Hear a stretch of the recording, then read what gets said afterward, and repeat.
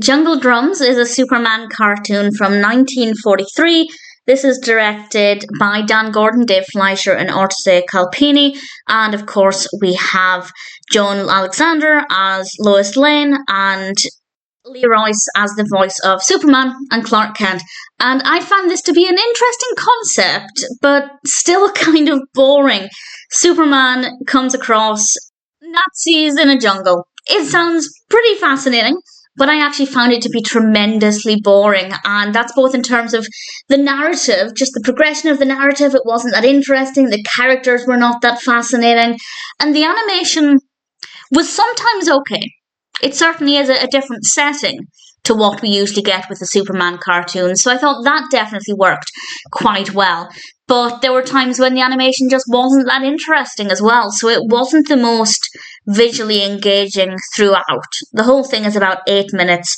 And I'd say I maybe enjoyed 2 minutes of it, maybe 3 minutes of it here and there, not kind of in one chunk or anything, but just little bits and pieces every now and then. Voice acting, absolutely fine, no problems there. The actual animation itself was good, the style was consistent, but as I said, there were times when it was definitely less visually engaging than I would have liked it to have been. But in general, I can't say it's a bad Superman cartoon. It's definitely better than some of them. I find that the Superman cartoons are very hit and miss. Some are okay, some are pretty terrible. This one's kind of in the middle. It's fine. I wouldn't watch it again. It was an interesting concept. The execution was okay. It wasn't amazing, but the story, although not the most fascinating, it sounded like it was going to be and it just wasn't, but the pacing was not too bad. It did flow well enough. I just didn't care very much for what was happening. So definitely not a personal favourite.